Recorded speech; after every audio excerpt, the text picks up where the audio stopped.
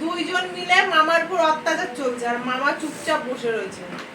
কে বেশি অত্যাচার করছে, তুই না ভাই? তুই। মামা লাগছে না?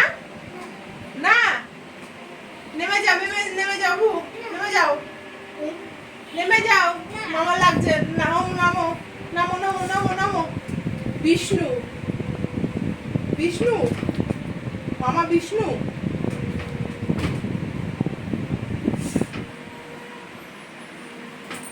লাগছে তো।